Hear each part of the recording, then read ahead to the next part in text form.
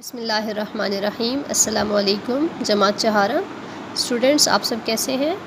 میں امید کرتی ہوں کہ آپ سب خیر خیریت سے ہوں گے۔ اسٹوڈنٹس، جیسے کہ آپ لوگ کتاب کے پہلے 3 اسباق کی پڑھائی و لکھائی کا کام کر چکے ہیں، تو آج ہم آپ کی کتاب کا صفحہ نمبر 15 کھولیں گے اور صفحہ نمبر 15 پہ جو بک ورک ہے وہ کریں گے۔ غیر معیاری زبان، ایسی زبان یعنی ایسے الفاظ استعمال کرنا جو زبان کے قاعدے سے گرے ہوئے ہوں، ٹھیک ہے؟ ایسے الفاظ جن کے استعمال سے زبان معیار سے گر جائے، ان کے استعمال سے پرہیز کرنا چاہیے، ٹھیک ہے؟ ذیل میں دی گئے جملے صحیح لفظ کر کے مکمل کیجیے۔ یعنی ایسے الفاظ استعمال کرنا جس کی وجہ سے زبان معیار سے گر جائے، یعنی ہر زبان کے لیے کچھ اصول اور قاعدے ہوتے ہیں، تو ان قاعدوں کے مطابق زبان کا استعمال کرنا ہی لازمی ہے۔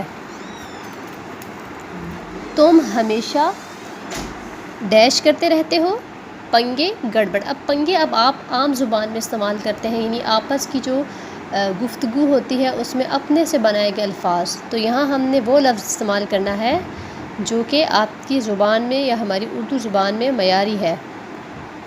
میں نے کہا تھا کہ کل آ جانا، آپشن تھا بولا کہا، لیکن ہماری زبان کے حساب سے صحیح لفظ ہے کہا۔ ڈیش بھوک لگ رہی ہے، مجھے میرے کو، ہماری اردو زبان میں یہاں مناسب لفظ مجھے آئے گا۔ میں ہر روز اسکول جاتا ہوں، آپشن دن بھی دیا گیا ہے آپ کو، روز بھی، لیکن آپ لوگوں نے آپشن روز لکھنا ہے، ٹھیک ہے؟ آج میں نے بہت اچھا کام کیا۔ کرا، آپ کو 2 چوائسز دی گئی ہیں، کیا اور کرا، لیکن صحیح کیا ہے۔ ڈیش نے کام کرنا ہے، مجھے یا میں نے، تو صحیح لفظ میں نے کام کرنا ہے۔ میں شام کو جاؤں گا، اب شام میں اگر ہم لکھتے تو وہ غلط ہوتا۔ دیے گئے الفاظ معمے میں تلاش کیجئے، یعنی یہ آپ لوگوں کو ایک ٹیبل سے دیا گیا ہے جس میں آپ لوگوں نے الفاظ تلاش کر کے لکھنے ہیں، دیکھنے ہیں۔ دانت، ٹھیک ہے؟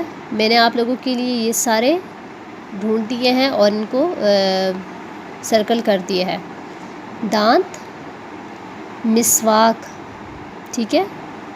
طبیعت، اب آپ لوگوں نے اس میں سے دیکھ کے اس کو سرکل کر لینا ہے، ٹھیک ہے؟ کیڑا،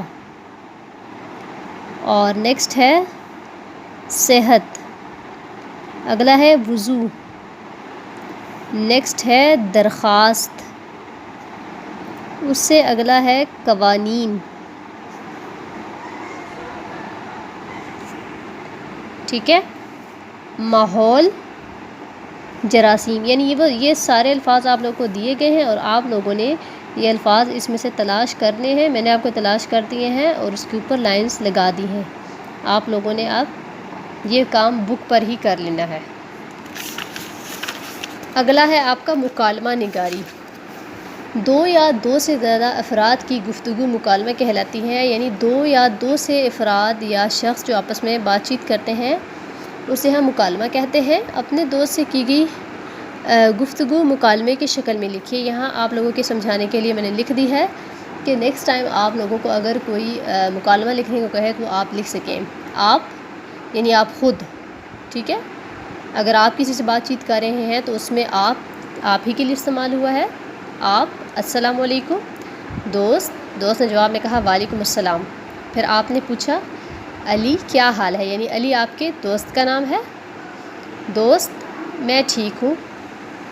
آپ، بہت دنوں سے آپ نظر نہیں آئے، یعنی آپ نے اپنے دوست سے پوچھا کہ آپ بہت دنوں سے نظر نہیں آئے، تو دوست، ٹھیک ہے؟ اس کے آگے جو 2 لائن جو ڈاٹس ہیں، اس کے انہوں نے بولا کہ میں بیمار تھا۔ پھر آپ نے جواب دیا اوہ کیا ہوا آپ کو؟ آپ کے دوست نے جواب دیا مجھے سخت بخار تھا۔ آپ نے کہا اللہ آپ کو صحت دے، دوست نے کہا آمین۔ اسٹوڈنٹس، اب آپ لوگ صفحہ نمبر 17 کھولیں گے۔ صفحہ نمبر 17 پہ ایک نظم دی گئی ہے، نظم کا عنوان ہے صابن کی ٹکیا، یعنی وہ جو صابن آپ استعمال کرتے ہیں گھر میں، کوئی بھی سوپ جسے آپ انگلش میں کہتے ہیں، تو اسے اردو میں صابن بولتے ہیں، اور ٹکیا یعنی جو پیس ہوتا ہے اس کا پورا، اسے ٹکیا بولتے ہیں۔ تو چلیے ہم اس کی پڑھائی کرتے ہیں۔ صابن کی ٹکیا ننھی سی بٹیا، پانی میں چھپ چھپ کرتی ہے گپ شپ۔ ٹھیک ہے، صابن کی ٹکیا ننھی سی بٹیا، پانی میں چھپ چھپ کرتی ہے گپ شپ۔ پانی بہائے چھینٹے اڑائے، لو جھاگ نکلا منو کو دیکھو وہ بھاگ نکلا۔ جب منہ دھلائے صابن لگائے، منو اکیلا سب کو نچائے۔ لاتے چلائے دھم دھم دھما دھم، آنسو بہائے چھم چھم چھما چھم۔